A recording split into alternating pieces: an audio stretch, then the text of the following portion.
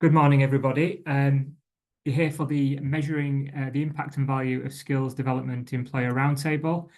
My name's Joe Bell. I can see a lot of people are still joining. Can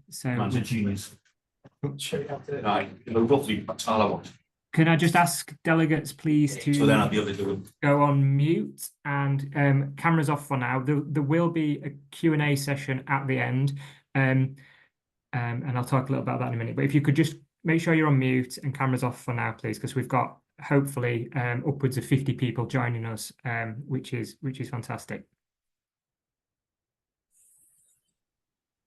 I wanted to just start by introducing City and Guilds. You may be familiar with some of the brands that you see here on the slide. So City and Guilds and ILM are known for the awards and accreditation brands. So ILM, leadership and management qualifications, apprenticeships and recognition.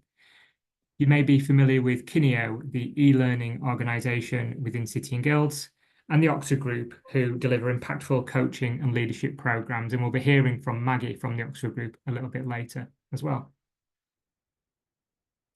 I'm one of the team of client managers at City and Guilds, along with Sarah, who you'll be hearing from later, and Gemma. Essentially, we work with employers in partnership to support learning and development projects, ranging from accredited qualifications to recognition of in-house programs and kind of everything in between. We really would like to hear from you after the session, and there'll be various links within the presentation, which will all be sent that you can access. This is the agenda for today. Well, I'm doing the welcome and opening address now. I'll be going through the introduction and background to the topic, talking a little bit about what City and Guilds does in terms of measuring impact and what it means to us. And then the main bit of the session will be reserved for the panel Q&A. We've got some great panelists today, and we are hoping to leave some time at the end for audience questions. So on that note, please do use the chat function. So as we're in Zoom, the questions go into chat rather than a separate question section. We've got a colleague that will be monitoring those questions as we go through, so please do post anything as we go through. However, we do intend to leave the answers to the end, and hopefully the panelists and the people that we've got here hosting will be able to add some insight to those questions. So let's dive into the topic. So I wanted to start really by just highlighting the importance of the topic of kind of impactful training, and really, justifying why we chose it as a topic. Some of the statistics you can see there are quite stark in terms of highlighting the challenge that a lot of people feel with training, that maybe it's not delivering what it should, and that people are investing money and time in training that isn't having the right impact. For individuals, impactful training is all about feeling valued, feeling like the time that you're invested in an organisation is well spent. People that are more confident in their roles because of the training that they've received are more likely to have better well-being and feel more valued and a sense of belonging to an organisation. For organisations, this is a really important topic because it justifies the investment. And when we say investment, we're talking about the time taken in developing and delivering a training program, but also the financial investment. How do you know if that money is being well spent and having the impact it needs? A lot of organizations need to do compliance training. How do you know that the training that you're delivering is meeting those compliance benchmarks? Really impactful and effective training programs can underpin the values of an organization and help them to evolve workplace culture, which is really key. Having said that, and having highlighted the importance of the topic, it is fraught with challenge, and obviously that's one of the reasons why we thought it'd be worth bringing together some people to discuss it today. For individuals, the challenge can be about not understanding what success metrics are being applied to a training program that they're part of. Often training is associated with change. So, for example, there's a new piece of equipment that people need training on. There's a new policy that people need an update on. And often change, people fear that change and might be resistant to the training, which can have an impact on the effectiveness of that training itself. Obviously, one of the tools that we have when trying to evaluate the impact of training is kind of a survey after the training has taken place. And although that is a useful tool to get a feeling of how people perceive the training, it is fraught with subjectivity and positivity or negativity bias. I think we've all taken part in surveys when we're having a good day or a bad day, and it has impacted the way in which we answer the questions. For organizations, it's really challenging to have effective impact measurement and evaluation of training due to resource constraints. After already investing in the development of the training program and the delivery of the training program, we're now asking for further investment in measuring the impact of that training in the short term and potentially in the long term as well. Sometimes that investment is around technology and tools that can be used to support the evaluation of training programs. One of the key factors is how the training in the classroom transfers into the workplace. So what does impact measurement mean to City and Guilds as an organisation? Well, it really underpins our purpose, and you can see the purpose of our organisation on the screen there, helping people, organisations and economies develop their skills for growth. I'm really proud to work for an organisation that's really kind of purpose-driven, but how do we measure that purpose and what does it mean? For people, our impact on people, it's about how we enable people to improve their well-being, to progress, to achieve sustained employment. For the organisations that we work in partnership with, it's about how do we add value to what they're doing, how do we improve their organisational performance, and underpinning that is our impact on wider society. Every year we actually produce an impact report, and you can see some of the key headlines from last year's report here, and there's going to be a link, there's a link in the slides there if you're interested in finding out more. Again, we can have a measurable impact on society, 11.2 billion approximately. And some really great statistics there on the slide that show kind of how City and Guilds measures our impact and what that means to us. We also enable clients that we work with and partners to measure and recognise the impact that their training have. So some of the organisations on the meeting today may be familiar with some of these initiatives. So for example, the Princess Royal Training Award. So if you have an impactful training programme that you're really proud of and you think deserves recognition, take a look at the Princess Royal Training Awards that we offer. Mum's making a breath, so I'd think about it. Can you just go on mute, please? In terms of how we enable our clients to do that on a day-to-day basis, it's through our recognition services. So again, if you have a program that you feel deserves additional recognition because it is having a real impact on your workforce, we offer those digital credentials that you can see on the screen there to recognise really impactful programs. So both internally and externally, we are involved in measuring impact of programs. So I've laid out the challenge there, and you know we're here to kind of talk about how different organisations approach this. Clearly, there are some models that people use. Kirkpatrick's model, for example, established models of how organisations can approach the subject of measuring impact of training. We're not here to provide all the answers, but we're certainly here to find out how some different organisations approach this subject. And with that in mind, I'm going to hand over to my colleague Sarah to introduce today's panel. Thank you, Joe. That was great. I just wait for my camera to come on.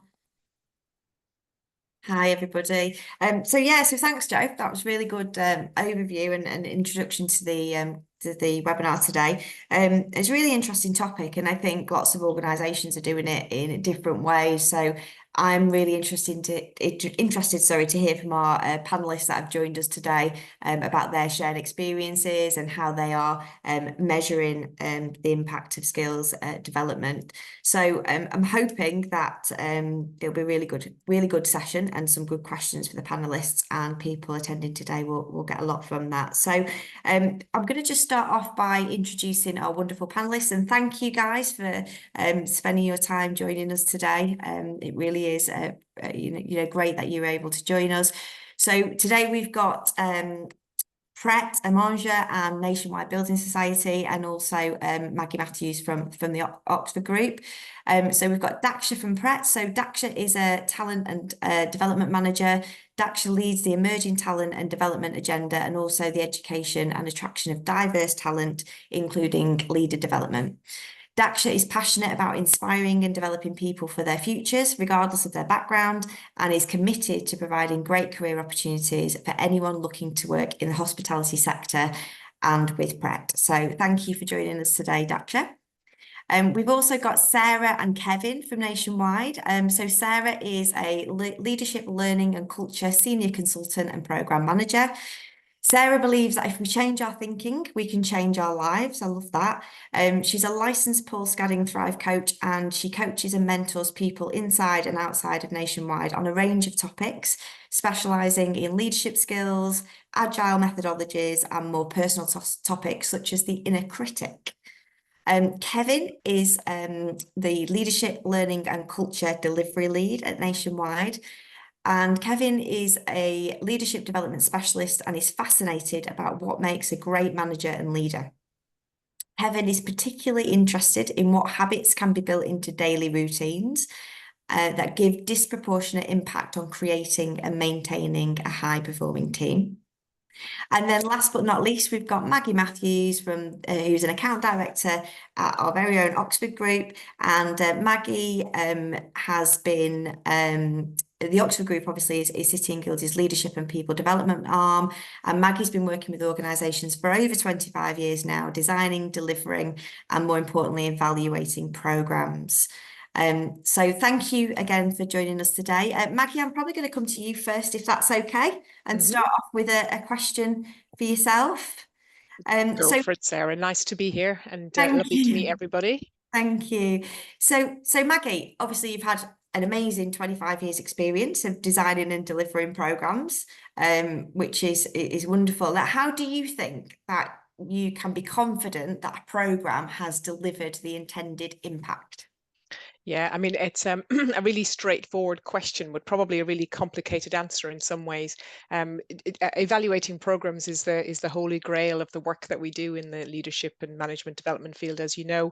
But I guess we do evaluate, and we evaluate successfully. And the really simple answer, we know it's been successful and it's achieved what it's want to achieve when we can successfully measure against what we intended to. So what that implies, and what we do with our clients as much as we possibly can is at the define stage, before we design or launch anything, we're really clear about what levers we're trying to shift. What is it we're trying to do with this program? And it's not enough to have some sort of vague, we want them to be better managers, or we want them to have more conversations. We try and pin down some measurable data, and that can be about skills, and how confident, how clear and how competent people feel in the skill areas that we're trying to affect. So we will always, before most of our programs, we will do a pre-check, and we'll ask leaders about their confidence, their level of competence, and their level of clarity about what's expected of them. So if it's a leadership program, it might be as a coach, as a giving feedback, it might be having challenging conversations. So we do some pre and post checks, and that's a very sort of, as Joe talked about Kirkpatrick, that's a sort of a level 1 and 2 Kirkpatrick kind of measure. But often we go deeper than that, and we will sometimes look at maybe engagement survey results or data within the organization to figure out, if we have more effective leaders as a result of this program, what should be different in the engagement surveys. So we might pick out 2 or 3. We don't try and change the world. Let's pick out 2 or 3 key things and use those as our pre and post measures.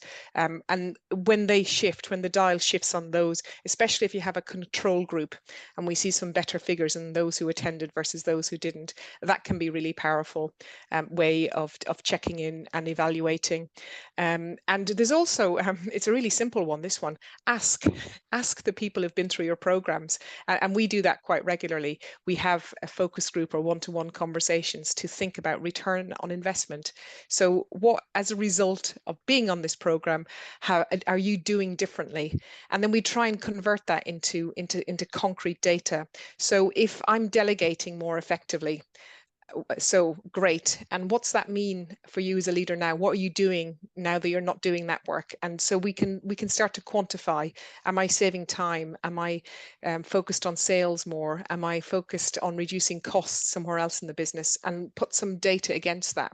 And in our experience, most people they don't make up the stories about this, because they want to demonstrate the impact with us, and the value of the program. So we can really get down to some concrete data. But for me, it's all about being clear at the start what it is we want to affect, and then getting asking and having those conversations with people. Great. That was quite a long-winded answer. Oh, that was a good answer. Thank you, Maggie. I think the bit I liked in that is picking one or two key things, not trying to change the world. You know, that was the key takeaway for me there. So thank you. That's great. Thank you, Maggie. Okay, I'm going to move on to Daksha now, if that's okay. Hi, Daksha. Thanks for joining us. Hi, Sarah. Thanks. Oh, well, thank you so much for joining us. I'm going to just start off by bear with me 1 second. So what key measures or key metrics or indicators do you use to assess the effectiveness of skills development and training initiatives? So at Pret, all of our shops are set KPIs. So operationally, they have to deliver a set number of KPIs in order for Pret as a business to be profitable. So the way that it's engineered, it's focused around, say, things around customer experience, which we use a mystery shopper. We have other KPIs around safety. So we've got 6 key KPIs that we use, and those act as our measures. So from a shop perspective, all of our managers know what they are. From a head office, or we like to be known as support center, we know what they all are. And then from a learning and development perspective, the academy trains teams so that they understand what those KPIs are. And then per role, it's set in terms of, if you're a barista, then the focus is on delivering barista prepared drinks at speed, but also engaging customers. So again, the training is aligned to specific KPIs, so that it's not something we're training them on, and when they go back into shops, they don't understand where the link is. So they see there's a direct benefit from what we're introducing as a program or training skill. And the skills that we deliver, we follow the 70-20-10 model. So 70% of what they learn is actually them doing the job. So the feedback they get from the managers, feedback they get from our customers, the feedback they get from even us. So for example, today I'm actually in shop, I'm in Canary Wharf. I've actually visited 2 of our apprentices. One of them completed her apprenticeship and got a distinction. So she was talking about her practical observations. So these are the things that we do. So it's making sure in practice, how is that working for the learner? Do they have the tools they need to perform the skills that we then need? And obviously from our KPI perspective, Pret is very good in terms of reporting on that data. So the data is captured endlessly. We have a big data team, and those dashboards that we use, we share with our managers, so they know exactly how they're tracking.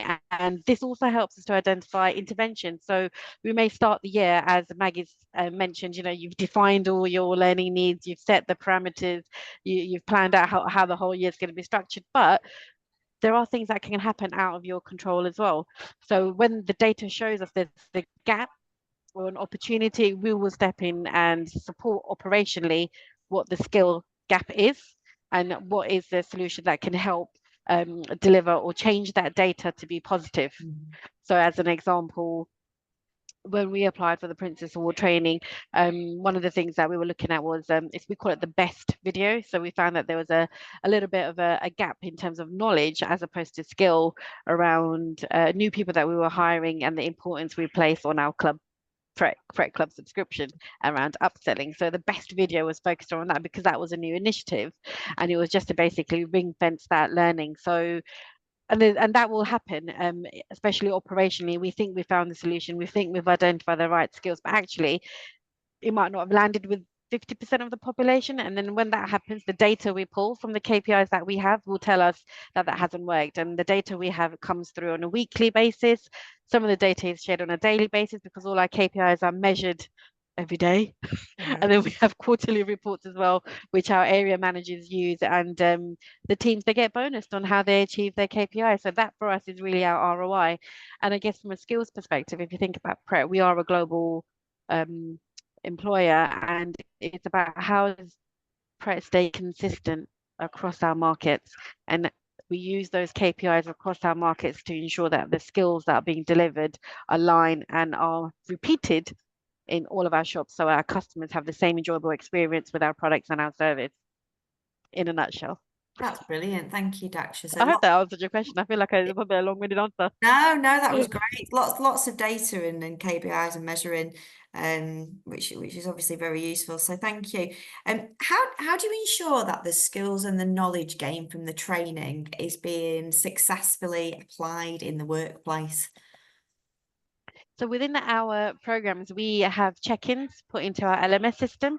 So the managers are trained to have regular one-to-one check-ins, and within those check-ins, they do comment on things around training, how those individuals are performing, what are the gaps that they see. And then, as I mentioned, the LMS system itself will produce a report in terms of key themes that have come out of that data. So, for example, I'm just going to say something.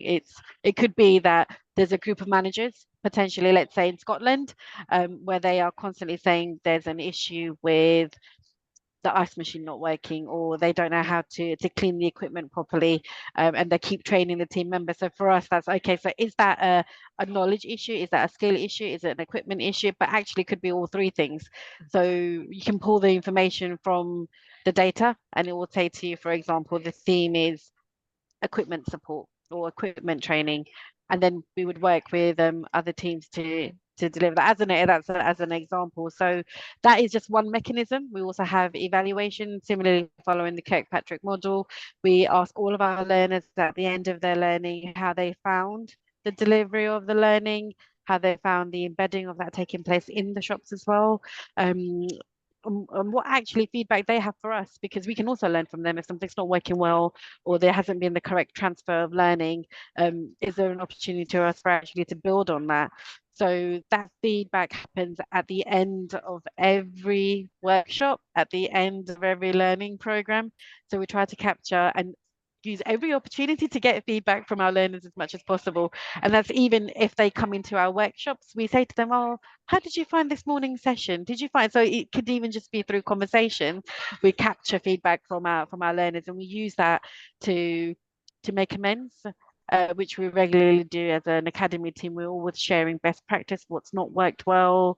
And I think it's that constant feedback that really helps to ensure that what you are actually setting out in terms of that skills transfer is actually working and is landing. And if you don't get feedback, you won't know. You just work in silos. So I do think that's really important. Yeah, definitely. I'd agree, that constant feedback and playing that into the business.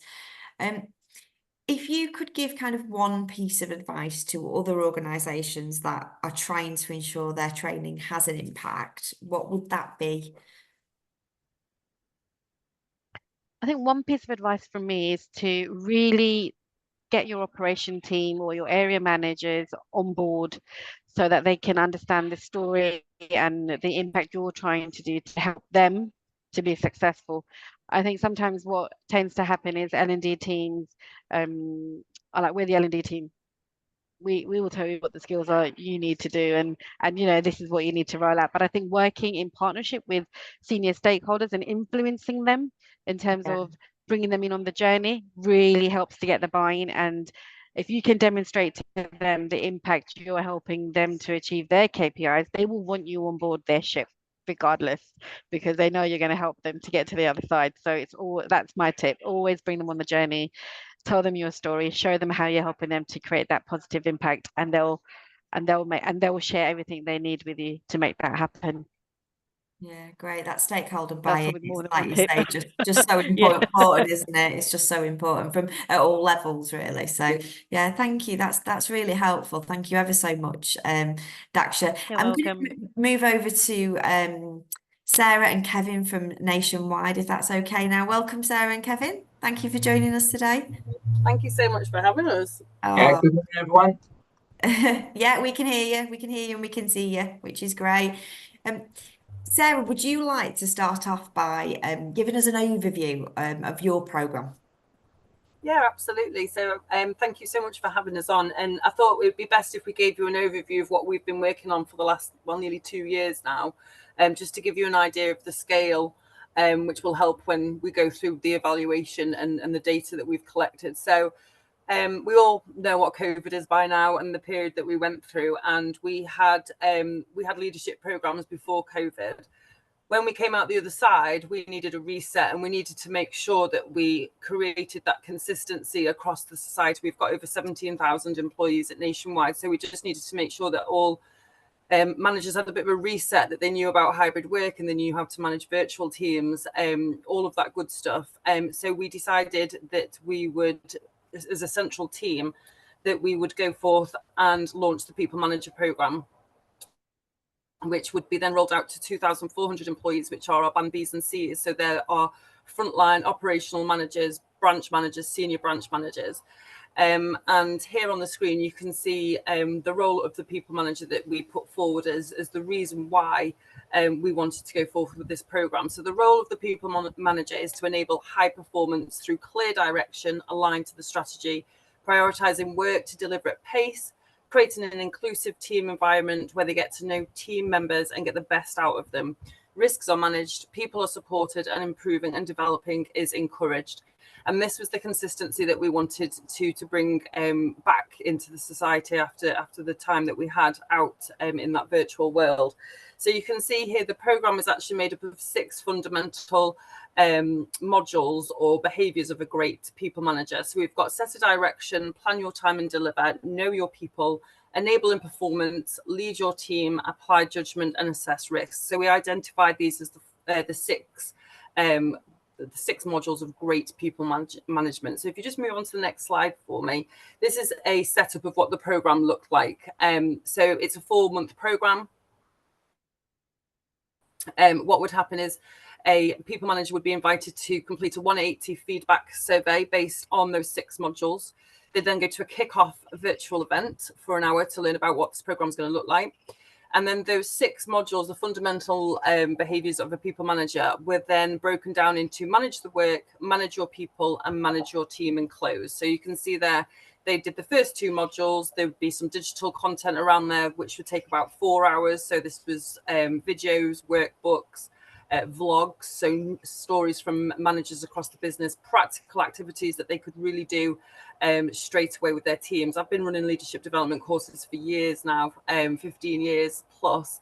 And our leadership courses I've been on them for like 9 days at a time. These are bite-sized, in the moment pieces of work that they can go out and do straight away with their teams.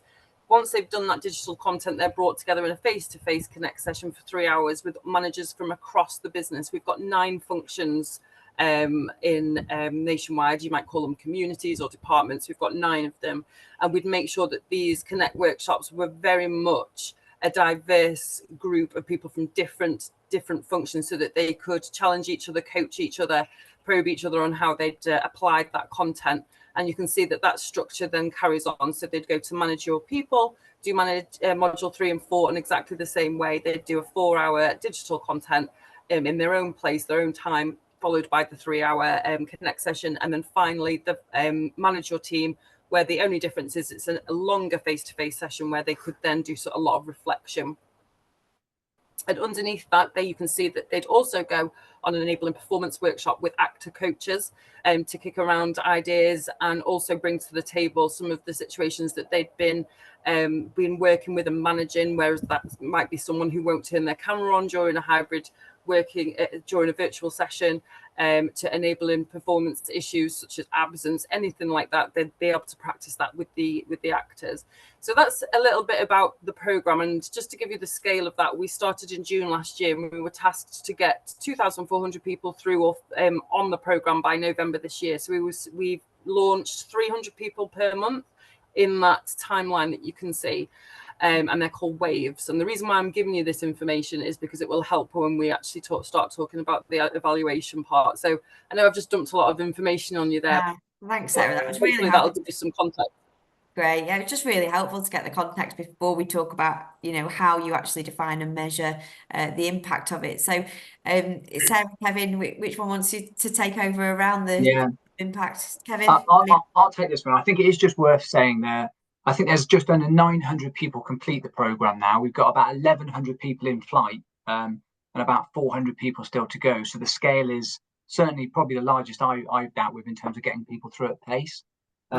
I think for me, the key, Sarah, when we looked at how we were going to evaluate this was being really, really clear on the objective of the whole program, because that really shapes what we wanted to measure.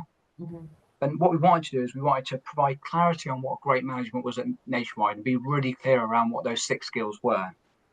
We wanted to develop skills, so give people really practical activities to do that they could practice in the flow of work, but also really practice live in workshops and get real-time feedback from peers. We wanted to generate real consistency, because when we did our discovery work, there was a lot of inconsistency with what management looked like across Nationwide. In fact, there was huge variations in terms of the quality of it across the society. We wanted to give them space to apply the learning, but actually another really important part post kind of COVID, even though it felt a long time ago, is we wanted to give people an opportunity to network and build a community of practice of great management. So really that was the objectives of the program, and how we evaluated it really flowed off it.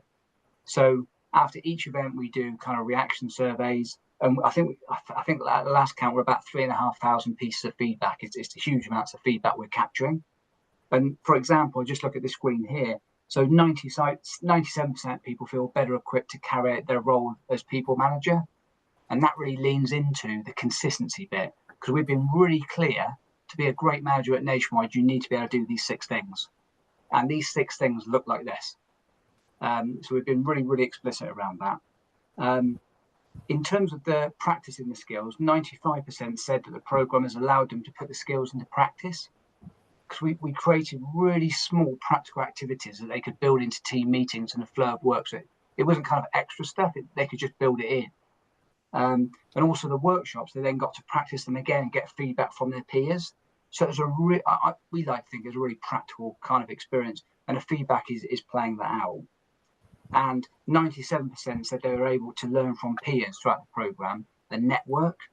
And I think that's been such a positive thing, hasn't it, Sarah, in terms of the feedback we're getting from people. So we've done a huge amounts of kind of like reaction data stuff. We then I don't think we've done as much as this ever, but we've done a lot of customer testing. So when people rolled off the program, we're doing customer interviews to get a little bit more depth than just the surveys at the end of the session. And that was really, really interesting, getting the feedback. And it's helped us kind of improve and tweak as we're going. So that's been a big part of it. We built the diagram Sarah showed you, we built in 180, 360 kind of feedback to ask the team, how is their manager showing up? And then post the program, we do the 180 again to see if there's a shift in behavior in terms of how people are showing up. So that's really, really fascinating work. We're very lucky in our team to have 2 occupational psychologists that help build those surveys. So we're very fortunate to have that skill set in our team. Thanks, and then the deeper level of evaluation is we've worked with our culture team, and we've developed something called a leadership index, which is 6 key questions that form a leadership index in terms of how well our leaders and managers are kind of behaving and performing. But of course, that's their people scoring them. So it makes it a really, really, I think, rich kind of data point for us. I just put up one stat, because I think there's a couple of questions. There's actually 2 that really, really are showing big change. One is that they're encouraged to spend time on their personal development and growth. Now, arguably that's because they're on the program, but it's great that they're showing their role modeling that growth mindset. And my leader role models are society-wide behaviours, because they're absolutely woven into everything we do on this program. And we're getting 10-15% shift of people that have been on the program versus those that have not. So we're starting to, this is quite early days, but we're starting to see, I think, some really, really good cultural shifts as a result of going for the program. So we're quite pleased that I think we're quite strong in most of the places. I think we've got gaps. I'm happy to share those. I think we've got gaps that we're going to look to build on. But that's kind of what we're doing, Sarah, to kind of evaluate the program at the moment. Great, thank you. And last time we spoke, one of the questions I asked you guys was, how are you ensuring that the skills and the knowledge gained for the training are being successfully applied in the workplace? But actually, it was for you guys. It was more about that culture and those behaviours, wasn't it? So you've touched on that there, which I think is really interesting. It was Is it- the big gap is about skill retention for us. And we're now going through ILM assured and ILM accreditation status. And as we transition from this large population into a BAU proposition, where we have about 5 or 6 managers come onto the estate every year, we're going to be looking at doing skills checks 2 to 3 months post program. Because you have to be able to prove sort of robust skills assessment to get the accreditation status on there. But the numbers are much more manageable. We've only got quite a small team. So we'll be able to build much more kind of robust measurement in terms of skill retention as we move into our BAU space. So I think Dax also touched on it as well, where we've had to do a lot of engagement, stakeholder engagement, to make sure that we don't. There's a phrase, isn't it? You take a fish out of dirty water, you clean the fish, and then you put it back into the tank. It's not gonna. There's going to be no behaviour change because they're not going to be able to apply what they're doing. So we've had to engage a lot of stakeholders. So like I mentioned, there's 9 functions. We've actually engaged what we call functional reps, who we work incredibly close with to make sure that when the managers do come off of the programme, that they've got that support and they've got that ability to be able to practice what they've learned. And we know that some of the functional reps are even starting to run sessions past this programme to be able to keep those conversations going. That's social learning. Once we've finished and we've got the 2,400 people through, this is going to go as a BAU offering. So that will be anytime you become a new manager or a new manager comes into Nationwide, they'll go on this programme. What that's going to allow us to do, which I'm really excited about, because it won't have such enormous numbers, we'll be able to refine the evaluation even further. So, for example, we have actually got access to all the digital completions of the programme. So we can see who's completed all the videos, all the workbooks, all of that type of thing. For 2,400 people, we do not have the manpower to be able to actually process that information. And when we are looking at smaller numbers, we're really excited at how we can actually use that data as well. And also because we'll be dealing with smaller groups. Sorry, Sarah. I was sorry to interrupt you there. I was going to ask you, are there any specific tools that you're using? Specific tools in terms of tools to kind of capture, to monitoring and capture the feedback. Yeah, we use quite a few tools. So we've got the Grow Learning platform. Some of the people on the call might have heard that. So that captures a range of information in terms of completions of digital content. We've also got, I'm just trying to think now, data. Oh yeah, Teams. We do use Teams forms and all. We've got someone on our team, Natalie, who's absolutely incredible at pulling graphs. Like Kev said, we've got over 3,000 pieces of feedback that we churn constantly, and she can pull data off into graphs that I've never seen done before, which is brilliant. In terms of, we have no-shows, declines, accepts, all of that type of data. We've got everything that you can imagine in terms of the logistics of the programme. And that is all used by our admin teams, our training admin teams. They use Excel for the majority of it. But what we're going to do for ILM is we're going to map out exactly what goes on in the background using those systems, because it's absolutely mind-boggling what they're able to achieve just through using Excel, which has been brilliant. Kevin, can you think of any other systems that we're using to capture data? We have the 360 tool where we're capturing sort of how leaders show up, and we use a tool from it's like an ETS, it's an external platform, and that provides a really good gap analysis report, which can be sort of we can kind of round it up so we can start to see some sort of shifts across the society at that kind of across the organisation level rather than individual. What's quite good about Grow as well, and I'm sure the learning platforms do this as well, is it not only captures completions, but it's got another side to it where it actually can track who's completing what within our pathway, the people manager program pathway, and that then what other activity they're engaging with off the back of that. So are they accessing LinkedIn more? Are they reaching out for mentors more? Are they looking for more jobs? So we can actually, we're not in that place now, but we're really excited about how we can actually tie what's going on with this program to any future activity, future learning that those leaders are reaching out for, and that will really help us with our skill evaluation to see in which direction people are wanting to learn.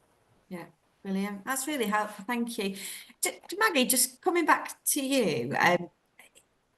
I know we just one of the questions I wanted to ask you is, but what challenges do you think organisations face in accurately measuring the impact of skills and development and training programs?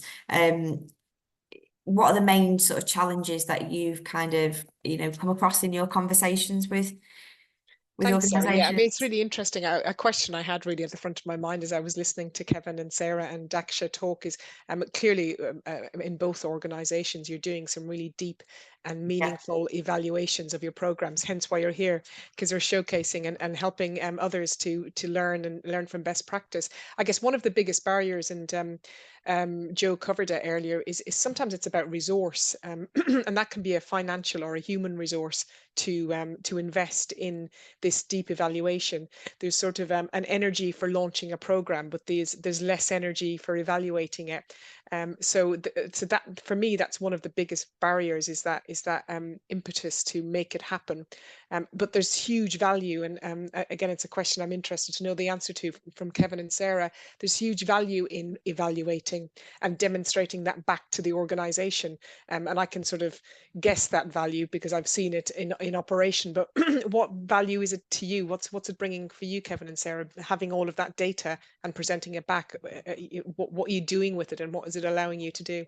So for me, we have one of our exco kind of top of the house kind of sponsor the program, Maggie. That I think in many ways that their role is to hold my feet to the fire a little bit in terms of impact.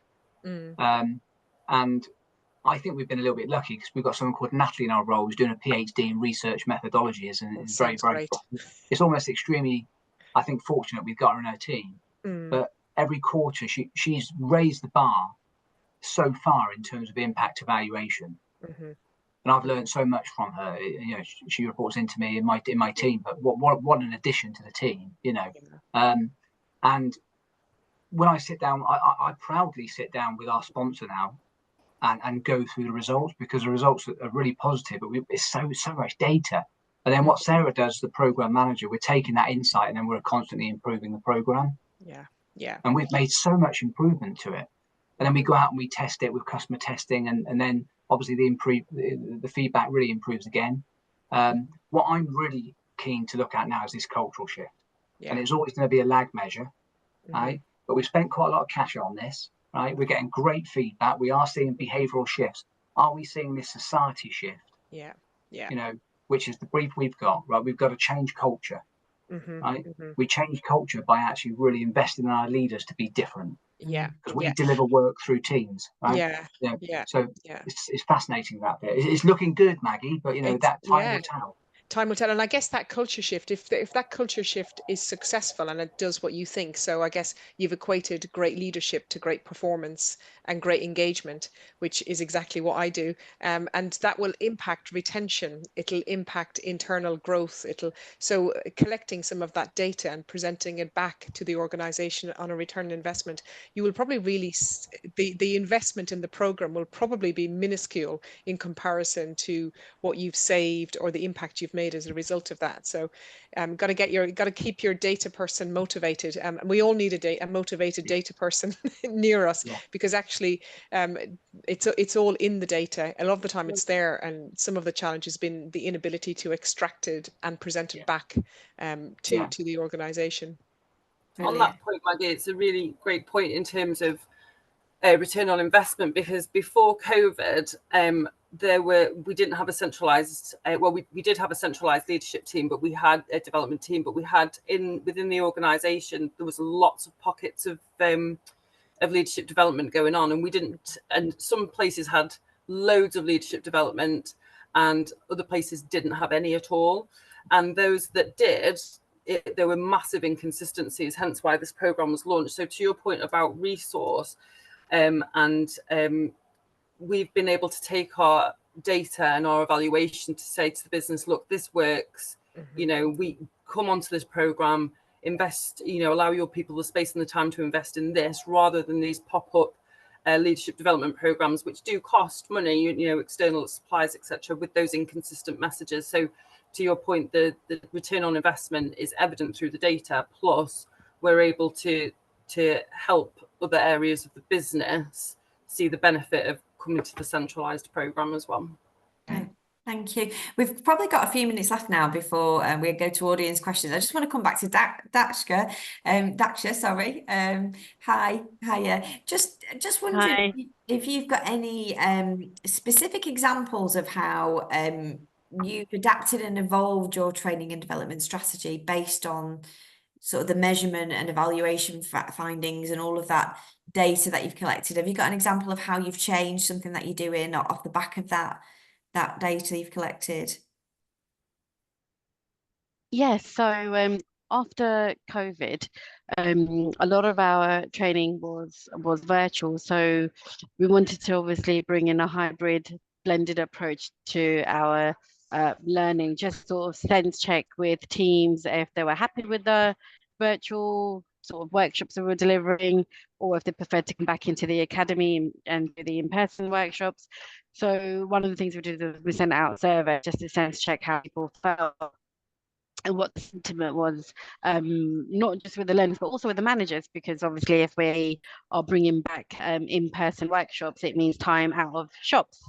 So how would a manager feel? So it's getting two sides of opinions, and the data that actually came back showed that a lot of our managers actually valued their employees coming into the in-person workshops, because it meant that they had an opportunity to be away from the shop space, so they could really think about what they're doing, think about what they are learning, and then when they do come back into shops, they've got that new knowledge, and then it's for the manager to assess how they're then applying it. But we also found there was a small number of people that actually preferred still doing the virtual knowledge transfer workshops. So what we really did was we thought, actually, this model works really well for our regional stores that are based quite far away from where the academy is. We can save a lot of operational costs in the short term without having them to go all the way into London, especially when we were still in I guess you say sort of a precarious place where you're trying to stabilize the business when you've come back from a long-term, you know, emergency situation like COVID. So we took the feedback from those learners and from those managers, and then what we said is we'll go for a blended approach where for the regions, we'll do a hybrid delivery of the workshops, and then we'll have follow-ups with visits with managers in stores. And then for London, we'll do the in-person workshops, and then that will still be followed up with visits from managers. And then that worked really well. And then the regional stores also, so we did the cycle again where we got more feedback. Then feedback came back again, and regionals were like, actually, do we want to have more in-person workshops? We sort of want to steer away from the virtual sessions if we can. So then we thought, actually, we could probably send some of our academy trainers them instead of having people traveling down to London. So then it was adapting to trying to meet our learners' needs, but also giving them the quality learning that they were seeking, and which changed over time, because it will change as our society and environment change. You want to adapt to your learners' needs as well. So that's just a simple example of what we sort of from feedback from learners and managers, and then adapted over a course of period. Great, that's really helpful. Thank you. Okay, so I think thank you guys so much for answering my questions today. Some really thank you, Sarah. Helpful insights. Thank you for sharing what you're doing and how you're doing it. I'm sure people on the call have found that helpful. I know I have. And we're going to move over lastly to any questions from the audience. So I'm going to hand over to Joe now, just to pick up any questions that we've had through from the audience. Are there any key themes coming through, Joe? I think we've delegated Maggie for that because sorry. Thanks, Joe. Thanks for delegating. Thanks, Maggie. This is Joe. Yeah, absolutely. This is Joe demonstrating. He was on a delegation workshop. So he was demonstrating application as live in front of all of us. Thanks, Joe. So, I mean, there's one question, and I'm sure there'll be others. So please do think about it. And this one's for Sarah and Kevin, really around some advice that Kirsty is looking for to think about how they could create a leadership passport program. They've got about 15,000 people. Kirsty, I'm not sure if that's 15,000 managers. I'm assuming it's people across the board, but maybe you could qualify that. But they've got a really small team of 3 people. What advice? Yeah, it's people across. So let's guess there's probably 1,500 managers, or oh no, there'll be more. There's about 1,500 managers maybe. So what would you suggest for a small team? What advice would you give? So if I jump in first, then you might want to add a little bit here. I'd say there's 2 things. And there's many things, but 2 things that jump to mind immediately is the first one is just be really, really clear about what great management is in your organisation. And we actually spent, I think, what felt like a long time, actually, the longest I think I've ever spent on discovery, on really understanding what great management looks like with interviews and surveys and focus groups. And we used an external partner, and I mean, it really took a long time, but actually the time that took to come up with those 6 skills has really paid dividends. Right? So I'd say that's the first thing, about being really, really clear about what great management looks like. So it's almost like building on good foundations. And the second point, and I think Sarah on this call here did this exceptionally well, is we kind of used a design thinking approach, or almost a human-centered design. So we created an MVP. We got actual managers in. I mean, I know it sounds really obvious that you would do this, but we got actual people in to have a look at it, give us feedback, kick the tires on it. We went away, made some changes. We came back. We then tested it again.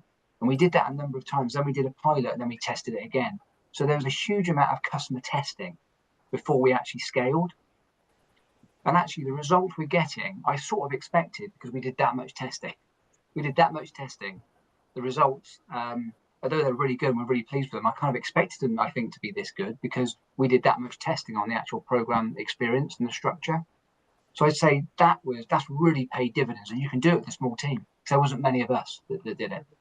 So I'd say that's the 2 things: be really clear on your foundations of what great is, and the second one, really engage the people that it's serving to design it. Thanks, and those thanks, 2 things Kevin. have really paid dividends. Sarah, would you add to that? Would you add anything? Yeah, I absolutely. I'm endorsing design thinking massively, and like I said, Kev said, we weren't a very small team to start with. It's about talking to the people who you're actually going to be producing that program for, and finding out what they want and creating prototype after prototype and getting feedback on it, and not being frightened to put it out there and get told, that might not work. What we tended to do is our prototypes would only be about 80%, 70 to 80% done before we even showed them to people, just so that we weren't bought in and we didn't have that emotional connection to them. So if we got told actually that's not going to work with us, we didn't take that to heart. The other piece of advice I would say is gain some really good long-standing stakeholders that you can bring together and engage. So like I said, we've got functional reps. So with there being 3 of you, it's important to go out into your areas and getting some stakeholders that will represent each of the areas, and you'll find people will jump at these opportunities. This is some of the sides of the desk stuff that people absolutely love to get their teeth into. So it's about researching, getting a couple of people per area to really be your champions, people that you can meet monthly, bi-weekly, however it starts to progress, so that you can make sure that when you're talking about the messages you want to give out, that they're then going out into their areas and having those conversations to make sure it's going to stand and work there for them. So yeah, I'd definitely say design thinking. Have a little look online about design thinking if you've not come across the concept before, and please don't be put off. You don't have to follow the process from start to finish. We use things like Kanbans, Kanban boards. I use them. I've even used one to plan my wedding, if I'm honest, because they're just so useful. But we've not used the process from start to finish. It's like a pick and mix. It's like a buffet of information, if you like, and you can take what will work for you. So don't be alarmed when you see the design thinking processes. Take what works for you. Great, thanks, Sarah. And I think I really like that, because sometimes we can beat ourselves up in HR, L&D for not ticking all the boxes and doing everything perfectly. But actually, it is about taking what will work for you in your organisation and for your own preference as well. So we all have ways of doing things. So that's really cool. Thanks, Daksha. Would you add anything to anything that Kevin and Sarah have said about around that space, around what Kirsty could do with her 300+ managers and a small team? Yeah, I think I would touch on what Sarah mentioned. So one of the things that we do at Pret is we identify links across different departments that we then regularly catch up with. And one of the things that those links do is support us in influencing the managers and taking a little bit of responsibility in rolling, say, for example, intervention programs out, following up, catching feedback, and then circle that back to us. So as an example, I don't necessarily have a big team. So my team is made up of actual general managers who I go to get feedback and support, and to influence other managers in different parts of the country. Likewise, I go to area managers as well. So I'll have 3 key area managers across different parts of the country. And I'll also try and identify links within the head office who I can influence and use as a way to sort of get a message across head office. So I think it's really being smart, identifying those stakeholders, and for them, like Sarah said, they will jump onto that because it gives them visibility that they're supporting L&D initiatives. It creates a profile for them, and if anyone is looking, like, let's just say they did an apprenticeship program, all that work would be off the job training, so it ticks a number of boxes for a number of various different reasons. So it's really identifying how you can create a network, I like to think, of people that you can go to support you to do some of the things that you probably can't do yourself, but you know somebody is really keen on progressing on that. I love that, Daksha. I mean, that's amazing. It reminds me of when somebody runs a marathon. The marathon is the end of the process. It's all the work that you put in, the 6 months, 9 months, for me, 4 years or whatever it might take, because I have never run one. But it's the work you put in before. It's how you engage and connect with others. So that's a really lovely connection. Great, thank you. I think we're coming towards the end of our session. I daren't launch another question because we'll spill over past the hour. But I just wanted to say one more thing, Joe, if that's all right, about impact and the importance of creating impact, and to create a sense of pride actually amongst the participants on a program, because there's nothing more wonderful than feeling a sense of achievement and the stories and that you will tell others in your organization about the successful leadership program that you've been on, and especially if it's been assured or validated, as you guys are doing with ILM or with the Princess Royal Training Awards. It creates that sense of pride, which is fab, and people can take it to other places in their career. So yeah, that's wonderful to hear, and it's been great today to hear your stories and connections. And there's lots of key reflections and key messages that have come out today.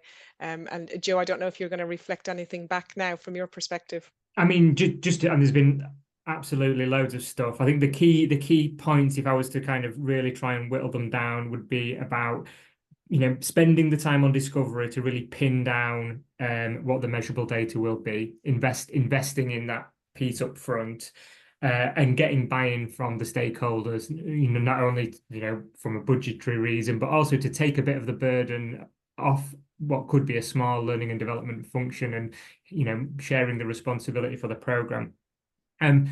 We will be sharing the recording. We will be sharing the slides. And just to say, you know, to wrap up, really, we love having these conversations with organisations. Clearly, we've got partners on the call today. If you would be interested in a call with any of us at City and Guilds, ILM, or the Oxford Group, please do get in touch. There's some links there. We do these things called skills discovery sessions, which is really just a really open conversation about skills, where we try and kind of reflect our experience and share any insights that we might have. So please do book us in for a skills discovery session, or just to have a follow-up conversation with us. Thanks so much to all the panelists. Thanks to the colleagues that have supported with the event today. And yeah, we'll hopefully get another one booked in probably for after everybody's been on their summer holidays. So watch this space for September, October for the next one. So I think we'll close it there. Thanks everybody for joining. Thank you. Thank you. Thank you. Thanks, guys. Thank you. Thanks.